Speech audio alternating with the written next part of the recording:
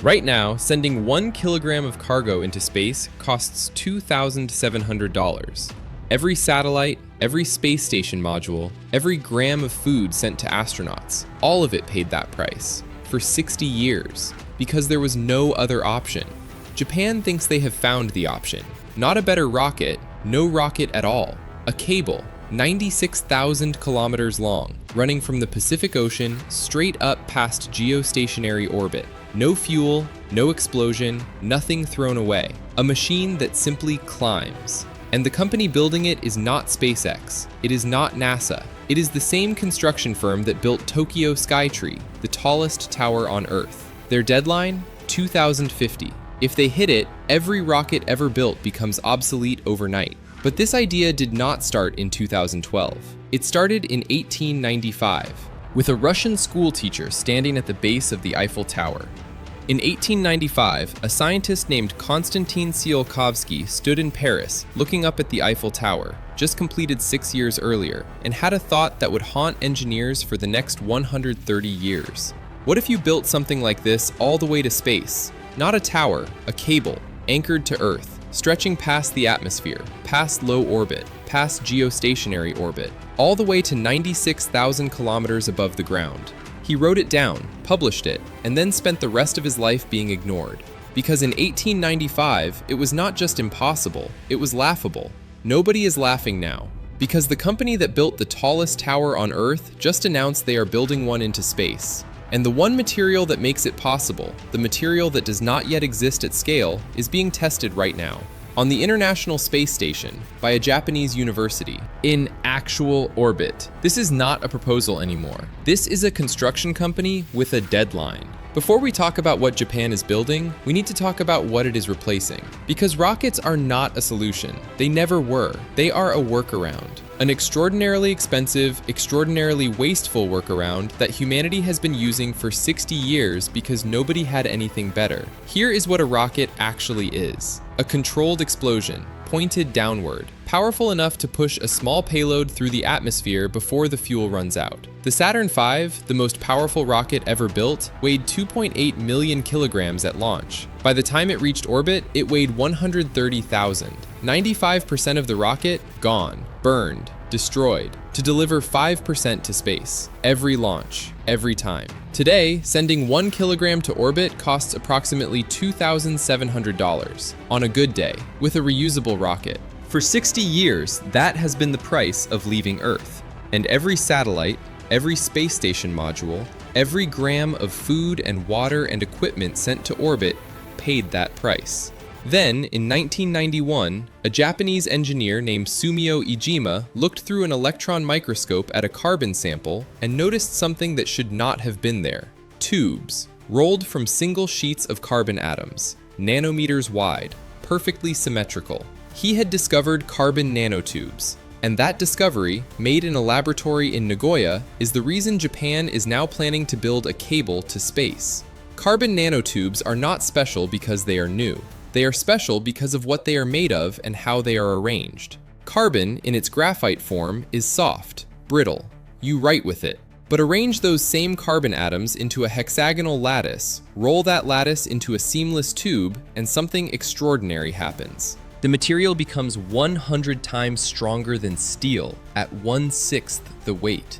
100 times stronger, 1/6 the weight. No metal on Earth comes close, no polymer, no composite. Here is the simplest way to understand why this matters. Steel snaps under its own weight at 47 kilometers. You cannot build a cable 47 kilometers long from steel. It pulls itself apart before you finish. Carbon nanotubes, theoretically, can hold a cable 96,000 kilometers long. That is the entire difference. One material, one number, one discovery in a Japanese lab in 1991. The problem, and it is a serious problem, is manufacturing. We can make carbon nanotubes in a laboratory, short ones, centimeters long, extraordinary strength, proven. We cannot yet make them long enough, pure enough, consistent enough, at the scale a cable like this requires. That word, yet, is where Japan has staked its entire argument. Shizuoka University is not a famous institution. It does not have the global profile of MIT or Tokyo University. It is a regional university in central Japan, known primarily for agricultural research and teacher training. But right now, somewhere above your head, orbiting Earth every 90 minutes, Shizuoka University has a carbon nanotube sample on the International Space Station. Not in a laboratory on Earth, in space, in actual vacuum, exposed to actual radiation, subject to the 200-degree temperature swings between sunlight and shadow that equipment in orbit experiences 16 times every single day. They are testing whether the material holds, whether a cable made of this substance could survive not just the manufacturing process, but the decades of continuous exposure that a 96,000-kilometer cable in space would face. This is the test that everything else depends on. Not the platform, not the climbers, not the station at geostationary orbit. This, a small sample, floating above us, being watched by instruments in Shizuoka.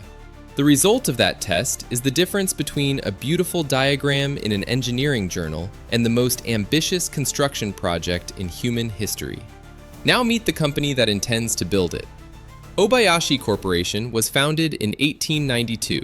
They built Tokyo Skytree, 634 meters tall, the largest tower in the world. Hospitals, stadiums, entire city districts across Japan and Southeast Asia.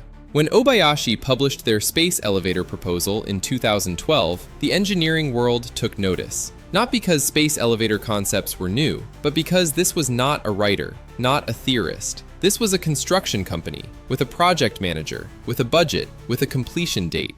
The plan requires three things that have never existed before. First, a floating platform in the Pacific Ocean, 400 meters across, anchored near the equator. Think of it not as a launch pad, but as a city at sea, self-sufficient, engineered to survive the open ocean for 100 years, with one job: hold the bottom of a cable steady. If anything on that platform fails, the cable goes with it. Second, the cable itself. A carbon nanotube ribbon, grown atom by atom, thinner than a human hair at the start, thickened over 15 years by hundreds of climbing robots until it can carry 100 tons per trip. Getting the first seed cable into orbit requires, in the most ironic step of this entire project, a rocket. The machine this whole plan exists to replace is the only way to deliver the piece that starts replacing it. Third, a station at 36,000 kilometers, with a counterweight above it at 96,000, held in tension by the rotation of the Earth itself. Total cost estimate, $100 billion. Which sounds enormous until you realize humanity has spent trillions on rockets over 60 years. And a single crewed Mars mission using conventional rockets would cost more than the entire space elevator program. The economics are not the problem. The cable is the problem.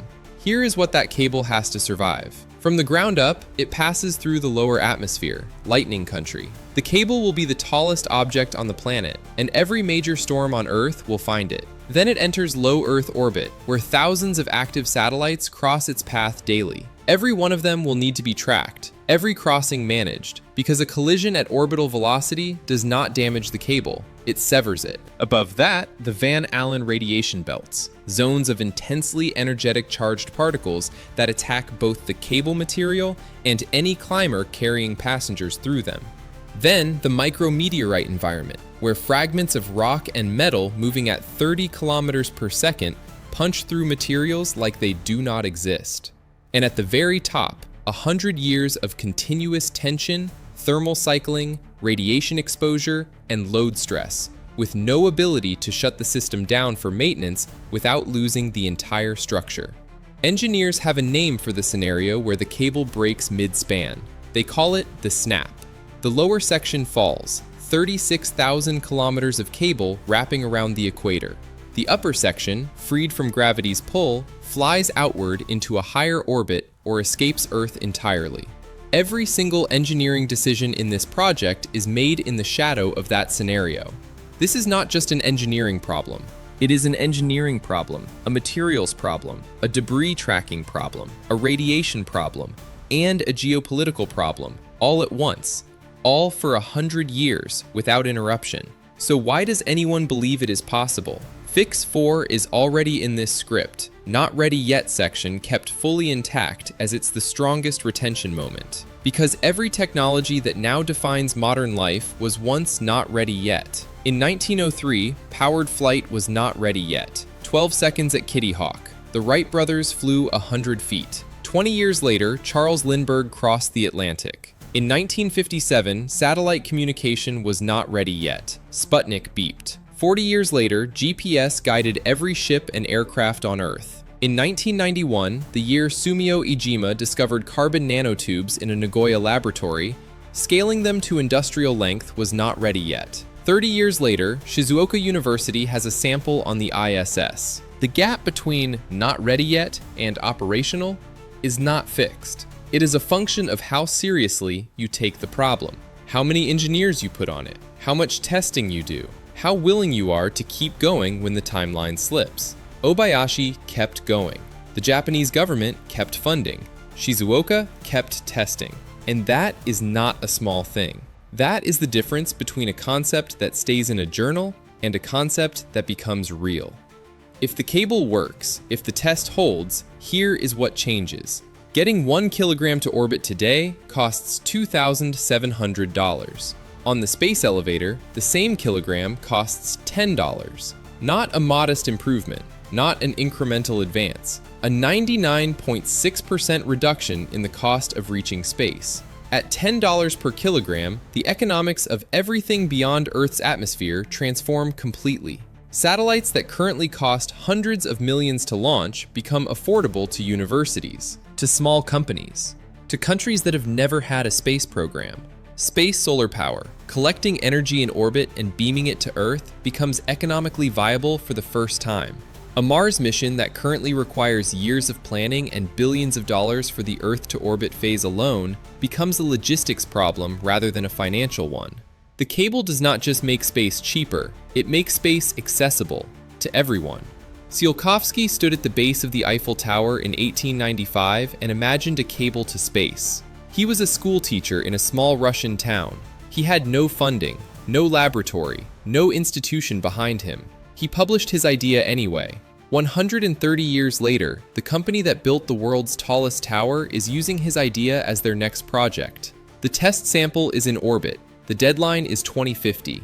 The cable does not exist at scale yet. But here's what I know about the engineers at Obayashi Corporation and the scientists at Shizuoka University. They are not waiting for someone else to solve it. They are already building the thing that ends rockets, one atom at a time.